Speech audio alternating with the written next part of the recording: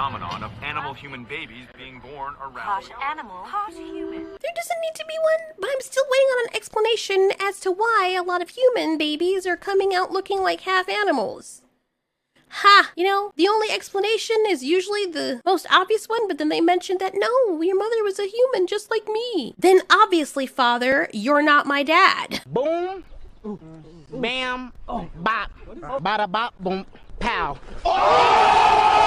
It starts with a story about a doctor checking out a whole bunch of people who were sick because he's a doctor and that's what doctors do, you know? But there's one specific woman who looks very, very sick and he just thinks, that's alright. She just has a really bad case of the flu. We see a character that we're gonna see later. My guy over there, love him. He's such a sweet person. I love everything he comes in. And the story is being told in a kind of Disney-esque kind of way with someone who sounds like John Goodman narrating. Then we see this woman come back and she's really, really freaking sick. Then the doctor notices that this girl's got her own natural battery-less vibrator going on, but it ain't a thing. But everything blows up and soon it becomes a full-fledged pandemic where everyone has this twitching pinky finger because whatever they do, they have to make it obvious to the audience that when people are sick, they're gonna have these twitching pinkies. Kind of funny when you think about it. My pinky's twitching. One man steps away from society, buries the TV, like, why though? Why are you burying your TV? Like, I just don't understand. Are you already close to the place that you're gonna go? Anyway, we continue with the story. The doctor's wife gets sick, and this was really heartbreaking because he's trying to save everyone, and now he's like desperate because his wife has a sickness. And apparently this is an Ebola type virus where it kills you almost like instantly. Okay, not instantly, but like in a few days, like 2 or 3. And there's just mayhem and destruction. Helicopters are blasting from each other. Like, why? What are the why were both of them sick at the same time? Did the one helicopter with the healthy person not see the other helicopter with the sick person coming towards them? There's a whole ass sky, but you crash into each other? What the fuck? While all of this is going on, this guy is taking his baby into the wild, far away from all of that. And honestly, I want to do the same thing because that's exactly what my partner and I are going to do. Move away from all this shit. So when shit hits the fan and there's a zombie outbreak, we're okay because we're going to be packed full of freaking bang bang sticks, food for years, and be away from people in the middle of a fucking forest. I feel so bad for this doctor, and he knows his wife is going to die, which she does end up doing, and we see a chocolate thing that we're gonna see sometime later, which makes me think the doctor's involved. Anyway, that little kid Gus grows up, sort of. His dad never tells him about the outside world, but now he's forced to confront what might be really happening when somebody comes to their camp after 9 years. Gus is scared, but his father has told him, if you see humans, hide. If you hear a growl, run, duck. Okay, I would have died in that situation, but to be fair, the kid has been learning this for a long time. Unfortunately, their camp is marked, and the dad's gotta do what he's gotta do. His whole thing was telling Gus to stay inside the fence, do not go outside. The world out there is filled with horrible people and fire and brimstone.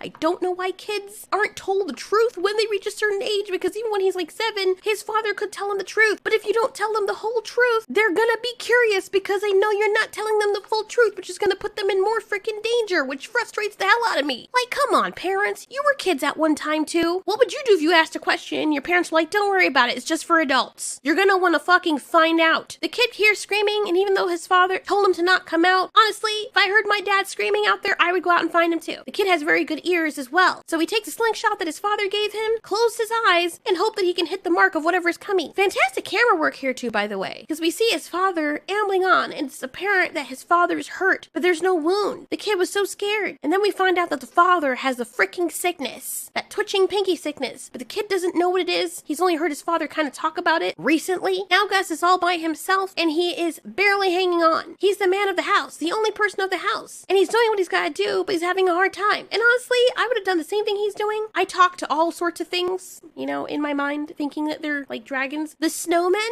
would be the residents of the Snow-Ari area. Okay, let me not showcase my craziness. His dad gave him a clue on the map, and before, planes were sending out these pamphlets, which obviously seems like a freaking trap. But because the picture of the buried box that his father gave him a clue for on his map said Colorado of his mother, he thinks his mom's in Colorado, even though the father said that his mom's gone. He never said that the mother was dead though, so of course, what do you think the kid's gonna think? He prepares himself a little sled sort of thing, so that he has enough food, his little dog teddy bear, his books, and just other things he needs to survive. He smells something something though, and he tries to figure out what it is. And I know it's a trap. I know it's a trap. There's not a random ass candy bar that looks like it was recently dropped just lying there. The kid has chocolate for the first time. Can chocolate kill deer? Just wondering. He sees another one, and when he tries to reach for it, it pulls out of the way, tied to a string. And then some bad men come up. And apparently the world is really bad, as his father said, because the story his father told him is that people wanted to kill people like his son. He knows that he's supposed to hide if they're humans. However, how are you going to hide from humans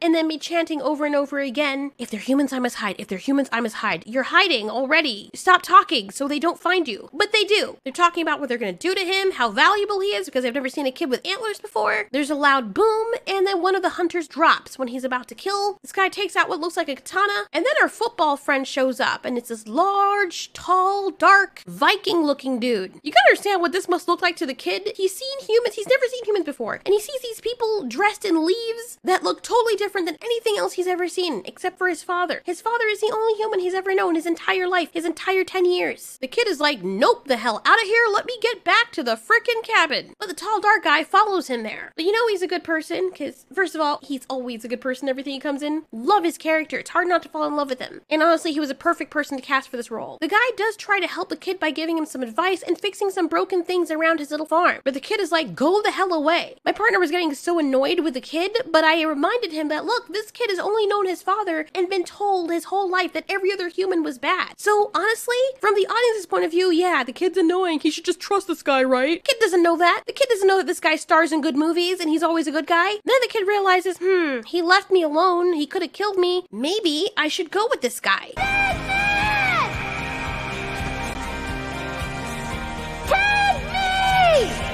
Whoa, kid.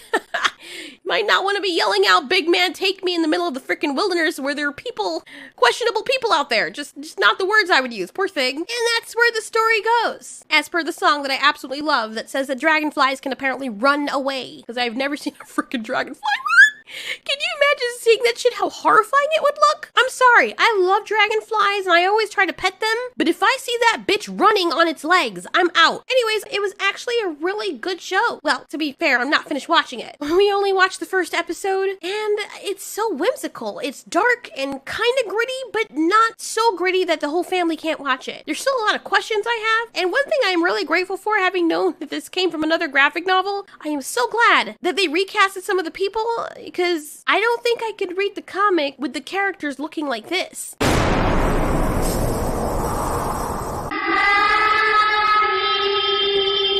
Nope, couldn't do it. Anyways, you guys should definitely check it out. Yes, it was good. I didn't actually think I was going to enjoy it as much as I did, but I'm glad that I watched it, and I will be watching more because I want to see Gus's story and more about this world. Thanks so much for watching. This has been Ultiori. You ask, we answer.